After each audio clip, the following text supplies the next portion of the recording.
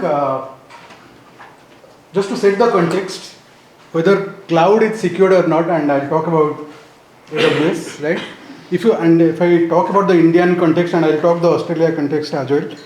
On the Indian context, 8 of the 10 large banks in India runs on AWS cloud, right? If I talk about the insurance companies, almost all the insurance companies that operate out of India runs on AWS cloud. The phone call that you make today, the call goes through AWS cloud actually in India, right? So that's the extent of cloud penetration that's happening in India. And I was talking to Professor earlier, even if I talk about some of the largest banks in Australia, whether it's NAB, whether it's ANJ Bank, whether it's Westpac Bank, all of them runs on AWS cloud basically, right? That's and hard cloud not being secured, banks will never add up cloud basically. That's the proof point without even getting into the technicalities. Coming to the security aspects, how cloud security is really being addressed in AWS, and we know there are different aspects of security. And today, AWS has 300 plus tools that are inbuilt by AWS itself to ensure cloud security happens, right? Apart from the partner network and partner tools that we make part of our tool portfolio, right? And we have a very large partner ecosystem, as you know, and almost all of the security providers are partners to AWS when it comes to providing the security services, right? So probably the 300 tools I will not be able to talk today in interest of time, but maybe I'll touch upon a couple of key tools that we do, and that's in the context of what we have discussed earlier today basically, right? So first of all, when it comes to security, access control is one of the key aspects, right? Authorization and access control, right? So we have a tool what is called as IAM, right? IAM takes care of all the access control and authentication that's required on the cloud, right? In the same time, we discussed about vulnerability management, right? If I talk about vulnerability management, of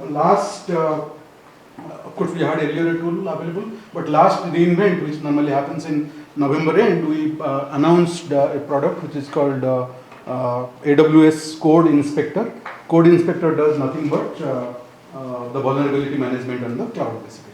In the same time, if we talk about threat hunting and threat detection, right, many of us do a lot of threat modeling, right, whether you adopt Stride modeling, whether you use PASTA, or whether you do BCM, right, multiple models available today. So all of those are actually taken care of by something as a service that we have in AWS cloud available today, what we call as AWS Detective, right? In the same time, some of us talked about ransomware, malware analysis, malware protection, right? So we have a service that is called AWS Guard Duty, which takes care of automatically all the malware protection and malware services basically.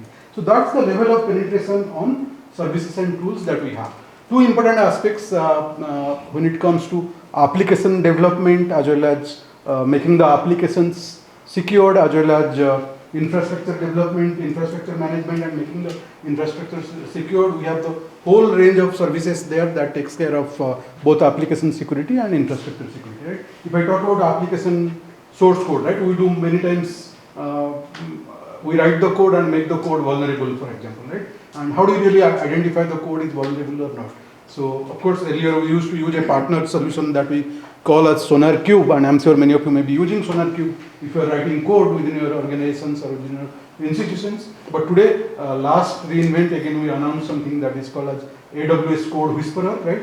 It not only make the code that you write secured, in the same time it gives you the recommendations to write the best code, again using some of the GenAI philosophy large language learning models, and again on the platform and IDE of your choice. No matter what IDE you use, whether you're using Eclipse or whether you're using Microsoft.NET framework, it will still, Code Whisperer will be able to give you the recommendations to write the best code and secured code, for example, right?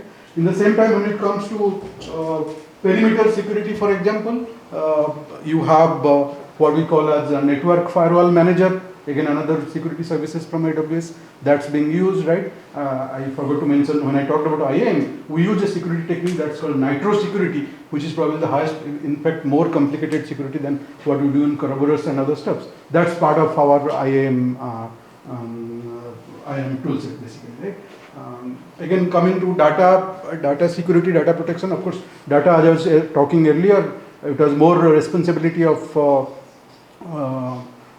the tenants, the customers basically, right? But coming to encrypting the data, we have again the Cleotrap services that's available that you can encrypt the data with the keys available with you, not with AWS, right? That gives a lot of confidence to customer as well. What we call as KMS, key management services. You can have your KMS available with you, have the entire data is encrypted on AWS cloud basically, right? So those are basically the security practices. I can go on talking about all the services, but I think it will just overdose of a lot of services names. But just to give you a feeling basically, so why cloud secured, why people are getting into cloud, and I just talked about AWS cloud. In the same time, you can talk about Azure also has similar stuffs, Google has also similar stuffs, most of clouds does, IBM cloud also has similar stuffs. I came from IBM prior to my AWS stint, so I know for sure what IBM cloud does, right? So it's almost similar, but having said that, yes, cloud is secured, but if you are not really putting right controls, right measures,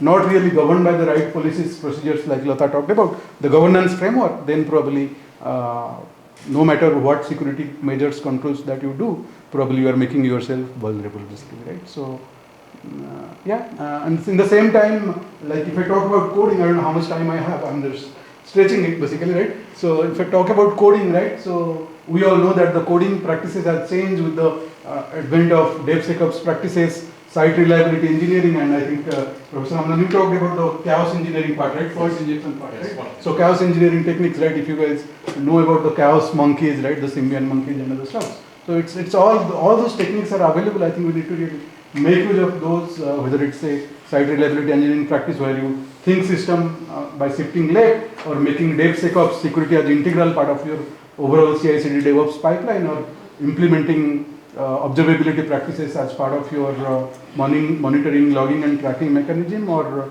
making the system resilient by adapting to chaos engineering practices.